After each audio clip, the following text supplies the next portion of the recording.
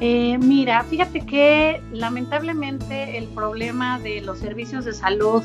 en México no es nuevo, ¿no? Tendremos que empezar por ahí. Ya tenemos como ciertas deficiencias en la atención para personas con diabetes desde antes de la contingencia.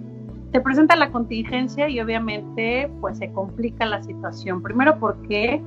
no hay un buen número de médicos, de profesionales de la salud que tengan una educación en el tratamiento de diabetes, es decir, un educador en diabetes, ¿no? Entonces, si desde el primer contacto con este paciente, que no sabemos si tiene un contagio por COVID, si a lo mejor solamente tiene alteración de sus niveles de glucosa, y no lo atendemos en este primer nivel, pues obviamente se nos escapa este primer filtro para conocer, digamos, la condición de esta persona.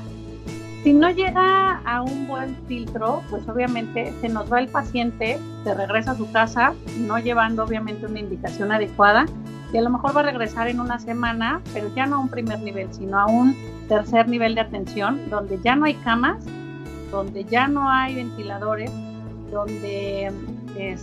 pues nuevamente le van a decir al paciente, regrésate, y es ahí donde se complica la atención. Es decir, la atención no es buena desde un principio y ahora con esta contingencia pues se nos está complicando muchísimo más.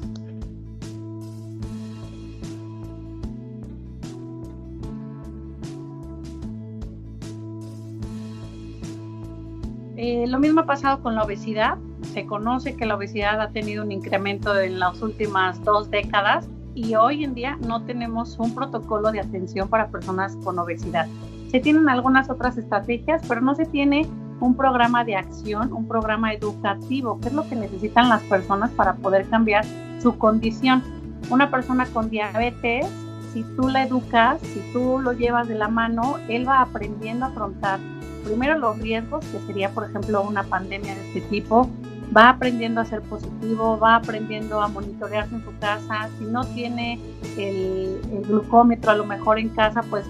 va a observar sus síntomas y de esa manera pues va a alertarse y va a poder acudir a una atención médica un poquito más especializada, ¿no? Entonces, lamentablemente yo lo veo como una cuestión política. Cada que cambiamos de administración, ¿no? Cada 6 años, pues se hace borrón y cuenta nueva de los programas que ya habían venido funcionando con personas con una enfermedad degenerativa, crónico-generativa, llámese diabetes, obesidad, hipertensión, y se empiezan a hacer nuevos protocolos, pero estos van empezando a actuar a los 3 años. Y entonces, hoy en día,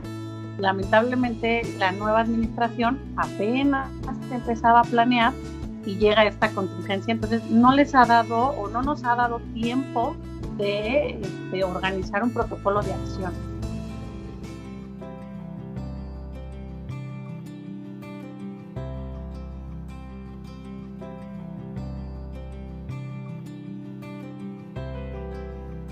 Sí, mira, ¿qué tiene que hacer una persona con diabetes y su familia? Primero, conocer la condición, que es esta enfermedad. Desde qué síntomas va a tener el paciente, cómo va a tener que preparar su plan de acción, tener los medicamentos disponibles, tener, en caso de que se inyecte insulina, tener la insulina, tener las jeringas, es decir, un conocimiento previo de esta enfermedad, tanto el paciente como los familiares, porque a veces sucede que una persona con diabetes tiene una hipoglucemia, cae a lo mejor en un estado inconsciente y los familiares no saben qué hacer. Y entonces, en lo que hablan a la ambulancia, en lo que hablan a un médico, pues el paciente puede caer a la muerte. Pero si este familiar está informado y sabe luego que si cae su familiar en un estado inconsciente, luego le da jugo y entonces puede regresar su glucosa a un estado normal y entonces podemos salvar la vida de un paciente solamente con conocer. Ahora bien, si llega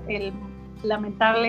lamentable situación de que se contamine y que tenga que estar aislado, toda esta información que ya tenía el familiar y el paciente lo tiene que llevar al triple. Es decir, si nosotros como profesionales recomendamos que la persona se automonitoree entre 3 y 5 veces al día, si tiene una condición de enfermedad o de infección por COVID, tendríamos que estar incrementando este automonitoreo a lo mejor de 5 a 8 veces al día para conocer. ¿Qué hemos escuchado de algunas experiencias de pacientes que se han contagiado con COVID? Es que obviamente hay un cansancio extremo, que hay una condición obviamente de desvanecimiento, los niveles de glucosa incrementan,